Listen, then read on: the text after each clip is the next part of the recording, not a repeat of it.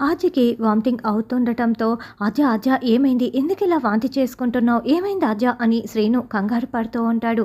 Srinu water తీసుకురా అని ఆజ అంటుంది. ఇక శ్రీను నవ్వుకుంటూ అలాగే ఆజ అని లోపలికి వెళ్తాడు. ఎంతసేపైనా కూడా శ్రీను రాడు.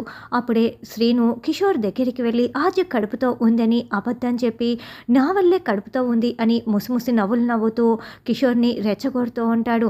దాంతో కిషోర్ చాలా కోపంగా వామిటింగ్ చేసుకుంటున్న ఆజ దగ్గరికి వస్తాడు. డాడీ మీరొచ్చారా? శ్రీను రాలేదా? శ్రీను తీసుకువస్తానని తీసుకురాలేదు. కనీసం మీరైనా వెళ్ళి తీసుకురండి డాడీ అని ఆద్య చెప్తూ ఉంటే అసలు నువ్వు ఇలా తొందర పడతావని నేను అస్సలు అనుకోలేదు ఆద్య అని కిషోర్ అరుస్తూ ఉంటాడు. డాడీ ఏమైంది? దేని గురించి మాట్లాడుతున్నారు అని ఆద్య అంటుంది.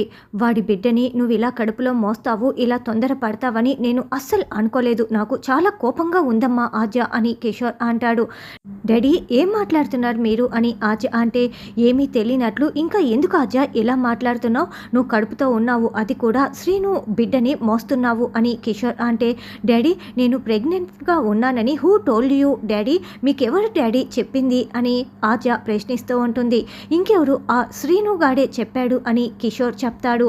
ఇక ఆద్య చాలా కోపంగా పెరట్లో ఉన్న శ్రీను దగ్గరికి వెళ్ళి నువ్వు మా డాడీతో నేను ప్రెగ్నెంట్ అని చెప్పావా అని అడగటంతో అవునంటూ శ్రీను మురిసిపోతూ ఉంటాడు.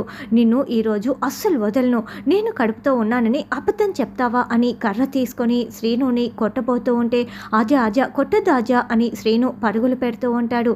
ఈరోజు నిన్ను వదిలే ప్రసక్తే లేదు అని ఆజ వెంట పడుతూ ఉంటుంది. అలా పరుగులు పెడుతూ ఇద్దరు నులక మంచంపై పడిపోతారు. ఇక శ్రీనుపై ఆజ పడిపోతుంది. ఇద్దరు కళ్ళల్లో కళ్ళు పెట్టుకొని చూసుకుంటూ ఉంటారు. శ్రీను అయితే ఆజకి లిప్ కిస్ పెట్టబోతూ ఉంటే ఆజ మౌనంగా ఉంటుంది.